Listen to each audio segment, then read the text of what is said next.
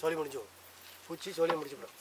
அப்போ உடனே ஒரு 3 நாள் 4 நாளில் ஈஸியாக தயாரிக்கிறதுக்கு என்ன செய்யலாம்னா, வாழைப்பழம், பப்பாளி பழம், பூசணி பழம் நல்லா கனிஞ்சது ஒரு 3 கிலோ என்ன செய்யணும், நல்லா மிக்சியில் போட்டு அடித்து இதோட கலந்துக்கணும்.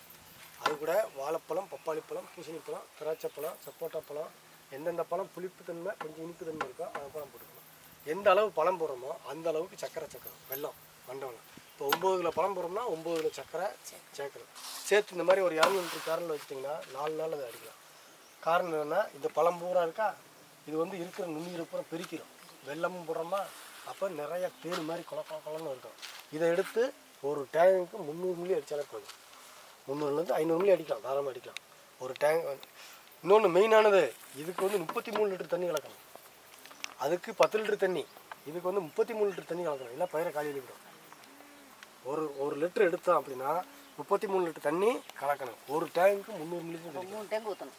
3 டேங்க் ஒரு டேங்க்கு 300 மில்லி. ஒரு டேங்க் 10 லிட்டர் டேங்குனா 300 மில்லி தான் ஊற்றணும். 1 லிட்டர் தூக்கி ஊற்றுனீங்க சோழியை முடிச்சு வயிற்று. அதனால் ரொம்ப தெளிவாக இருக்கணும். எந்த நேரத்துலையும் அடிக்கலாம். நெல்லுக்கு மட்டும் 2 தடவை அடித்தா போதும். மற்றதுக்கு 10 நாள் 15 நாளைக்கு 21 நாளைக்கு ஒரு தடவை தெளிக்கலாம். இப்போ என்ன செய்யணும்னா, வறட்சி ஆகி போச்சு, மழையே இல்லை. அந்த மாதிரி நேரத்தில் என்ன செய்யணும்னா, இந்த கரைசலை எப்பயும் போட்டு வச்சுக்கிட்டே இருந்தீங்கன்னா, இப்போ ஒரு 10 குடம் தண்ணி கலக்கணும். ஒரு 10 குடம் தண்ணியை வந்து எடுத்துக்கிட்டு டேங்கில் நெட்டிக்கிட்டு இது ஒரு 300 மில்லியை வச்சு தெளிச்சிங்கன்னா மழை வேணுன்ற அவசியம் இல்லை. இந்த கரைசலை